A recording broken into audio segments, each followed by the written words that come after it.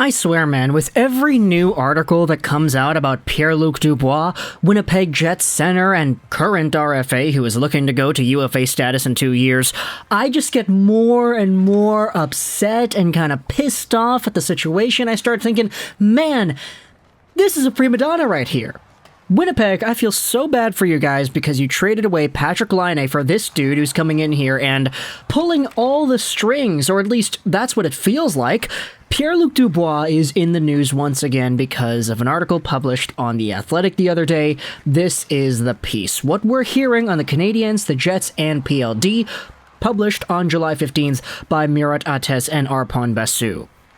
Link in the description, as always, to this piece if you want to go ahead and read it if you have The Athletic, but because it is paid-for content, we're not screenshotting it. Instead, we're going over onto Sportsnet, thescore.com, where this article, published by Josh Wegman, pretty much summarizes the ideas that are highlighted in The Athletic piece. Now, you can tell from the title, it is what exactly it is. The agent goes out there and talks about how Pierre-Luc Dubois, a third overall player from the 2016 NHL Entry Draft and a budding two-way NHL star, wants to play for the Canadiens. However, before we go over onto that topic, I wanted to just quickly get everybody up to speed here, because if you haven't been paying attention, please go back and watch all the videos we have made about Pierre-Luc Dubois the past few weeks. This guy's a pretty talented hockey player. Is he the most talented in the world?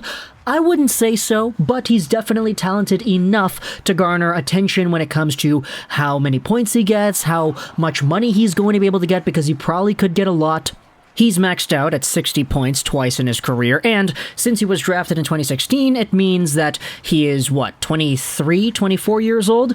Definitely a lot more time for him to marinate as a two-way responsible center, a guy that might be able to go out there and produce more points than he has already, but the way the past few weeks have gone, it's really started to get me questioning, okay, Pierre-Luc Dubois is a pretty alright hockey player, but this behavior, I mean, this is the kind of behavior you'd expect out of top-tier NBA drama for somebody that's a star of their team. And Pierre-Luc Dubois, I mean, he's good, don't get me wrong, but I don't really think he is a superstar, quote-unquote, just yet, thus not really validating the way everything has gone down. Long story short, after very publicly wanting out of his QMJHL team, the Cape Breton Screaming Eagles, in 2016-17 and getting traded, and after getting drafted by Columbus, only to want to leave that city too, while performing extraordinarily poorly in the last few games that he had there, and making his way over to Winnipeg after they traded for this guy, he told the Jets, and the news came out that he did tell the Jets earlier in the month,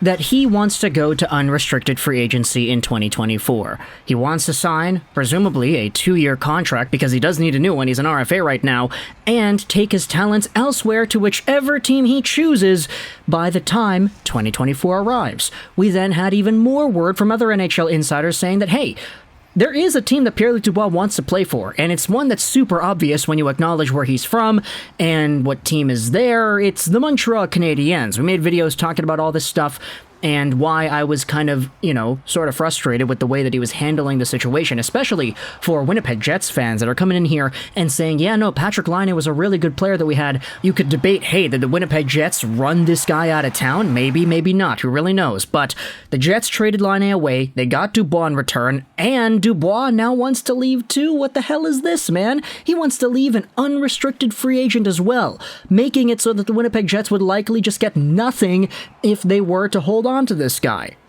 And then you had this report coming out here too. Josh Wegman's piece on The Score goes over what was talked about in that Athletic piece from earlier in the video, but this is what Pierre-Luc Dubois' agent Pat Brisson said on TVA Sports. Montreal, translated from French into English by the way, is a city that Pierre-Luc Dubois would probably, and I can talk about it because he doesn't have a contract at the moment, he is a restricted free agent. Montreal is a place, a city that he would like to play in.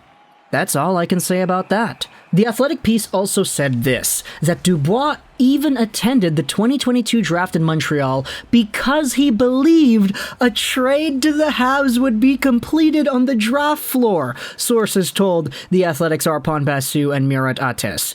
The Canadiens reportedly offered 3 players to the Jets for Dubois, but they were unsuccessful. Winnipeg is apparently holding up for a deal by asking for a player Montreal refuses to move.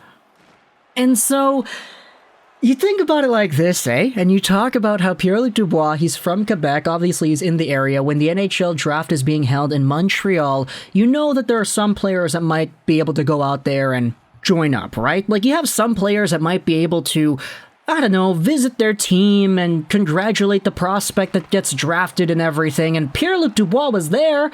He's in Montreal. He kind of has the ability to go there if he wants to, which is what he did. But he wasn't there to support the Winnipeg Jets draft picks and Brad Lambert and Rutger McGroarty. He was there to give in his 2 weeks' notice. And it was specifically because he wanted to go to the Montreal Canadiens. He was there hanging out in Montreal, sitting in the stands, waiting for the Montreal Canadiens to make a trade for him.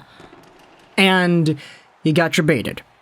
He sat down, he probably waited the few hours that the draft program went for, and he got JEBAITED because the Montreal Canadiens made 2 trades, actually, on the draft floor. They were made back-to-back. They were made before the 4th overall pick, Shane Wright, was announced to Seattle. Montreal traded away Alexander Romanov and a pick to the New York Islanders for the 13th overall selection. They then traded that 13th overall pick as well as another pick to the Chicago Blackhawks for Kirby Dach.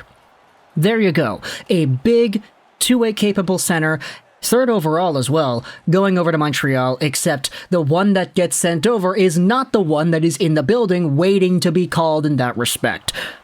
Pierre-Luc Dubois is so, like, oh man, you talk about, like, prima donna and all that, this kind of feels like it. And now you have to ask yourself, okay, this guy is so desperate to go to Montreal. It feels like he's just dying, gripping at his fingertips on whatever hope there is left that he eventually becomes a Canadian.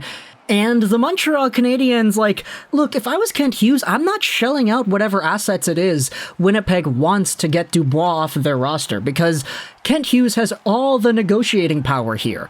Look at this athletic piece. It says that your player wanted to get traded to us, so he went to the draft and waited for the trade, hoping to get traded to us, so he could walk over to our table, shake our hands, and greet the fans because he was in front of many Montreal Canadiens faithful in that building. He wants this so bad, so what bargaining power do you have here, Winnipeg?